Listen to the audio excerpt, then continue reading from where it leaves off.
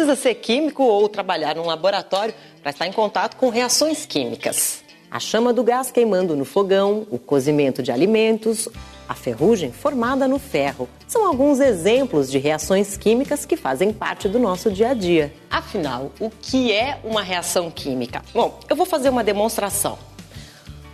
Uma reação química acontece quando uma substância chamada reagente entra em contato com outra substância também reagente, formando novas substâncias, o produto.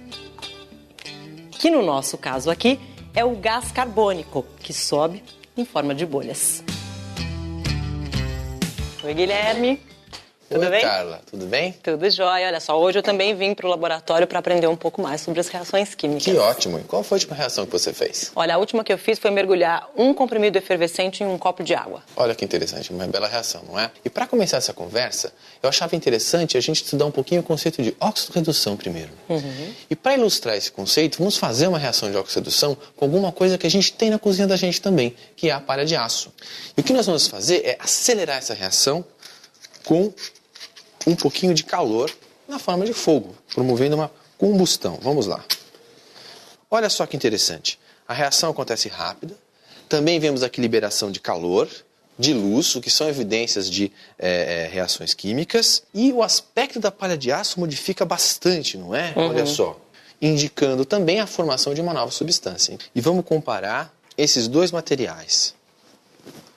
O reagente, que é o ferro da palha de aço, e o produto que tem aqui, que é o óxido de ferro, resultante da oxidação da palha de aço. E é explorando essas reações químicas de oxirredução, esse fluxo de elétrons, que nós podemos produzir energia elétrica através, então, desses reatores químicos muito especiais que são chamados de pilhas. Dentro das pilhas acontecem reações de óxido-redução.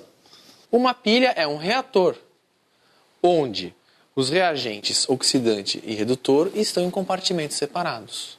E aí temos vários tipos de pilhas, com vários formatos diferentes, mas essencialmente a ideia é a mesma. Aproveitar uma reação de oxirredução, fazê-la ocorrer em compartimentos separados e uni-los eletricamente por um circuito externo. E fazer com que então, o fluxo de elétrons corra por esse circuito externo e faça o processo acontecer. Quando a pilha está descarregada, acabada, é porque os reagentes, a reação química já ocorreu quase que completamente ali. O tamanho da pilha diz o quanto tempo a pilha vai durar. Eu tenho mais reagentes para a reação acontecer. E a voltagem da pilha depende do tipo ou da reação de oxirredução que eu escolho para fazer a pilha. Então vamos fazer uma pilha? Vamos embora. Nós vamos usar como oxidante sulfato de cobre, que contém os íons cobre 2+.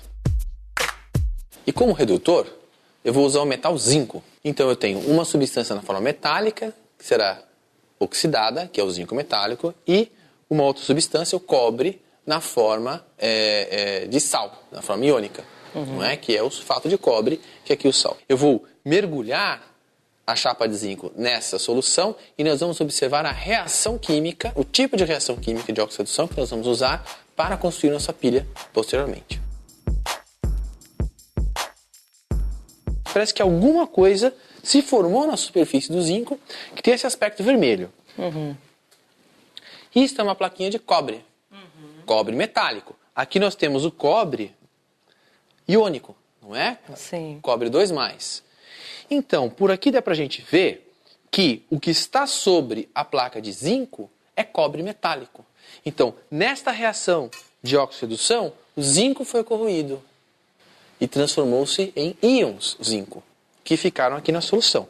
Que eu não posso ver, assim, muito facilmente, porque o zinco é incolor.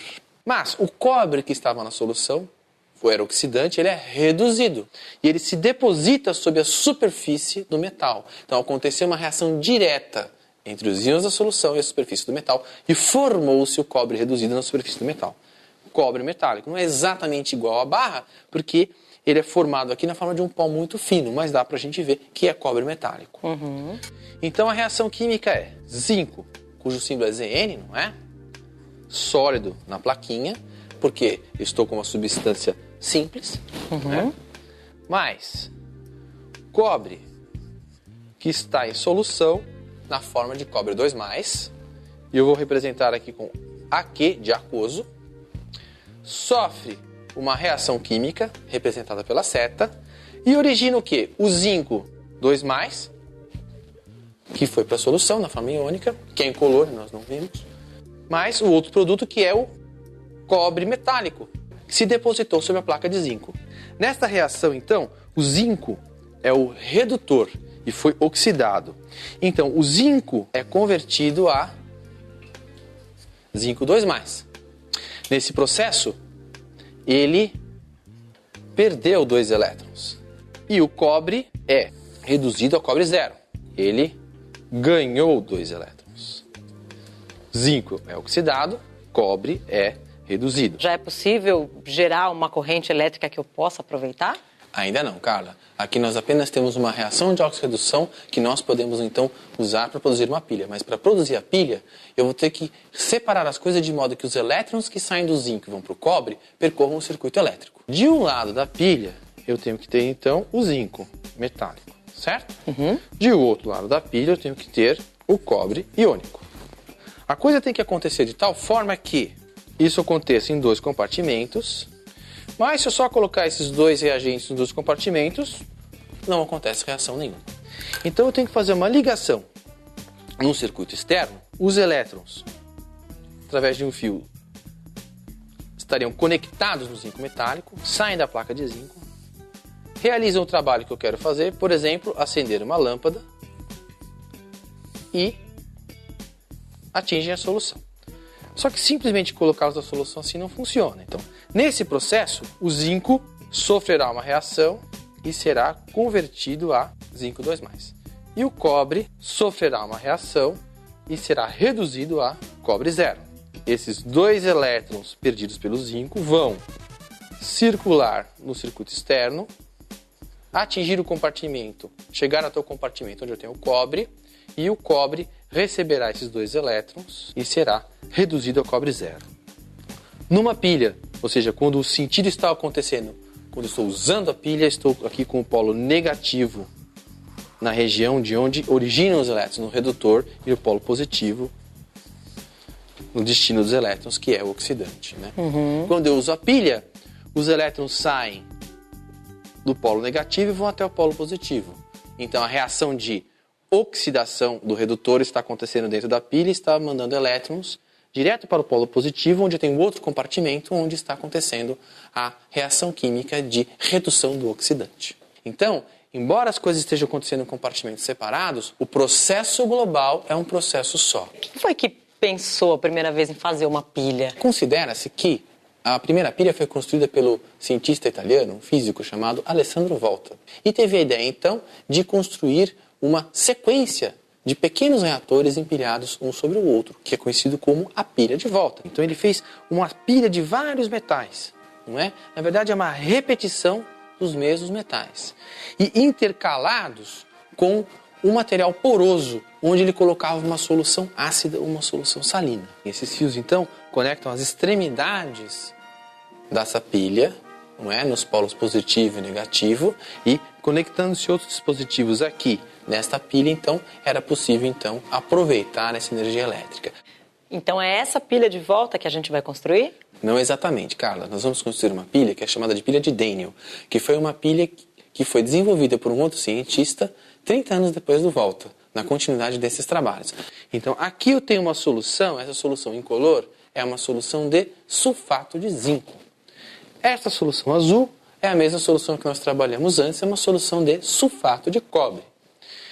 Na solução de sulfato de cobre, eu vou colocar uma placa de cobre metálico. Na solução de sulfato de zinco, eu vou colocar uma placa de zinco metálico. E essa mangueirinha, o que é?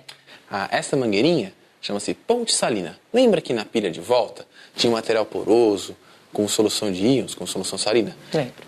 Aqui nesse caso, nós substituímos o material poroso por uma mangueira curva contendo uma solução de sal. A transferência de elétrons aqui vai acontecer por um circuito externo. Não é? No caso desse circuito externo, pode ser qualquer aparelho elétrico que use essa corrente elétrica. No caso, nós vamos medir já quantos volts nós estamos obtendo aqui com um instrumento de medida chamado multímetro. Isso é um multímetro. E nós poderíamos acompanhar a voltagem da pilha. Veja só, No momento em que eu conectar o multímetro nas placas metálicas, os elétrons poderão fluir do zinco para o cobre e então produzir corrente elétrica, e vamos ver qual a voltagem que está associada a essa pilha.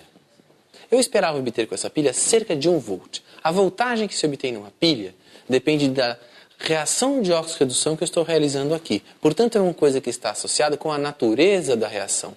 Nós dizemos que isso é a diferença de potencial elétrico entre os dois eletrodos, entre os dois compartimentos. Quanto maior a diferença de potencial, maior a tendência da reação química que nós estamos usando a acontecer. Então, agora, fazendo uma representação esquemática dessa pilha, no polo negativo, que é onde é a barra de zinco, então os elétrons saem, percorrem o circuito externo e chegam até a barra de cobre, que é o polo positivo. No lado da barra de zinco, a barra de zinco é então oxidada, ela é consumida. Então, aqui o zinco metálico passa para a solução na forma de sal de zinco, zinco 2+. E no lado do cobre, cada vez que isso acontece aqui, um íon cobre 2+, a solução, é incorporado à barra de cobre. Com o passar do tempo, a barra de zinco será corroída e íons cobre serão incorporados à barra de cobre. Se nós pudéssemos pesar, veríamos que a barra de zinco fica mais leve e a barra de cobre mais pesada com o passar do tempo. E só mais uma coisinha, Carla. Muitas pilhas empregam reações químicas que envolvem ainda metais pesados, metais que são tóxicos para nós, tóxicos para os outros seres vivos e que, portanto, não podem estar no meio ambiente. Por isso, é fundamental que a gente jamais descarte uma pilha em lixo comum.